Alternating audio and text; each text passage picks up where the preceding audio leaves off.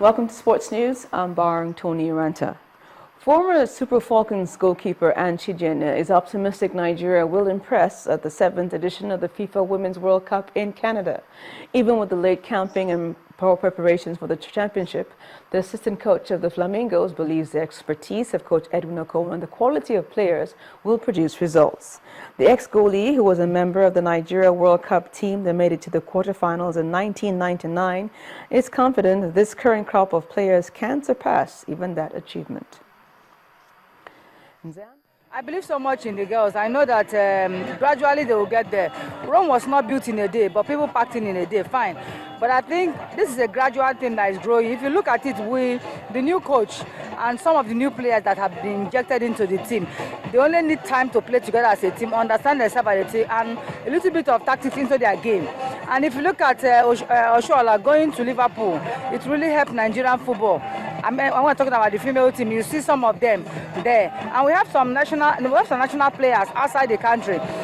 If Okon, he normally invites them. If he invites them and they're able to blend with the team before they travel, I don't think we have any problem at all. It's just for them to play and play together so that they will know each other. When they are running a decoy run or any other run, people, them themselves, they should know that this one is going left and going right. And on the continent, Zambia's under-23 side has been confirmed as the next opponents for Nigeria in the race to the 11th All-Africa Games after they must have seen off Gabon following the withdrawal of Madagascar. The Dream Team 6 thrashed Gabonese 3-4-1 in Libreville on Saturday, the return leg set for Abuja on the 7th of March. The first leg of the final round fixture will take place in Abuja 2 weeks after the return leg with Gabon. Zimbabwe, Mali, Cote d'Ivoire and Burkina Faso have all reached the final round of the qualifiers following the withdrawals of Swaziland, Tunisia, Guinea, Bissau and Libya. And elsewhere, Spain's Rafael Nadal has slipped a place to the latest ATP rankings published today after losing his first semi-final on clay in 12 years in Rio. It is the first time Nadal has not figured in the top 3 since August 2013. The third spot previously occupied by the Spaniard is now filled by Britain's Andy Murray. Novak Djokovic, who heads the seeds at this week's Dubai Open, retains his steely grip on the ranking ahead of Roger Federer. Motorsport team McLaren says two-time world champion Fernando Alonso is making a solid recovery just a day after his crash in Formula One testing. McLaren also revealed he had undergone a thorough and complete analysis and the results were completely normal. They added the accident was down to unpredictable gusty winds and there was no evidence his car suffered mechanical failure of any kind. The 33-year-old Spaniard is being kept in hospital for further observation. And that's it on Sports News for tonight. I'm barring Tony Aranta and Margie will be back to the wrap.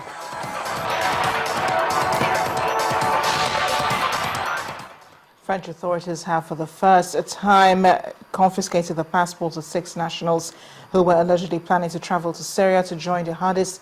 Interior Minister Bernard Cazeneuve has said the intelligence services believed the men wanted to join the Islamic State militant group. Cynthia Are has more. Thanks a lot. The measure is part of new counter-terrorism laws adopted last November. Meanwhile, France has deployed an aircraft carrier off Bahrain to be used against Islamic State militants.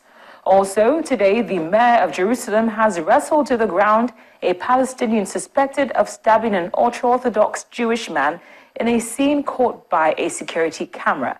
Nir Barkat says he ordered his car to stop when he spotted the attack near the City Hall in the city center just yesterday. The footage showed the mayor striding towards the suspect before bringing him down as one of his guards points a gun. Then the Ukrainian military has said it cannot stop withdrawing heavy weapons from the front line in the east until the rebels stop shelling its positions.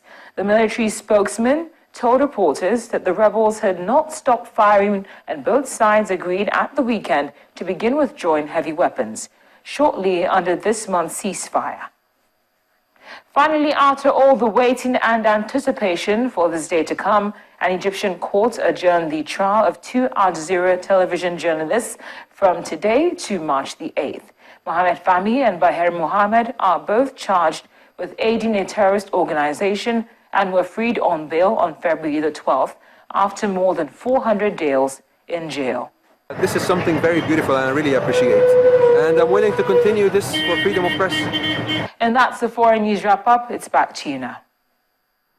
In entertainment news, the movie 50 Shades of Grey has been banned from Nigerian cinemas. Mayowa Gundele has details and other entertainment stories. Well, thank you very much. On entertainment news tonight, the Nigerian Film and Video Censors Board has placed a ban on the screen adaptation of the 2011 erotic romance novel by British author E.L. James titled 50 Shades of Grey. The movie, which debuted across cinemas on Valentine's Day, has been taken off the cinema list at the orders of the Censors Board. I'm incapable of leaving you alone.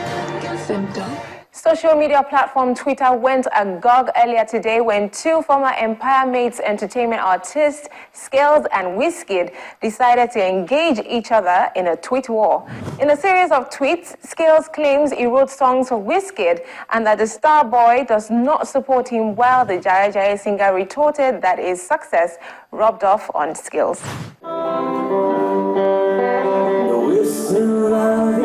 Rock music act Debina has cried out for help to raise funds to help save his life following a road accident 3 months ago. The guitarist, who is believed to be in a critical state, needs to undergo urgent surgery to save his legs.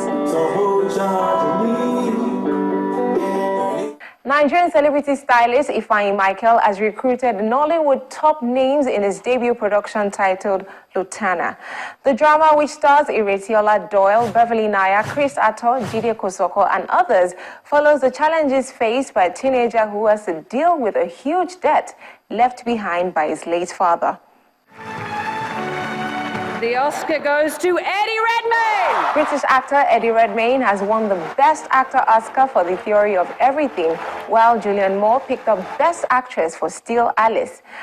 Dark comedy Birdman won Best Film and Best Director for Mexican filmmaker Alejandro González Iñárritu. It also won Best Cinematography and Best Original Screenplay. Well, that's it on entertainment tonight. Let's head back for the main news.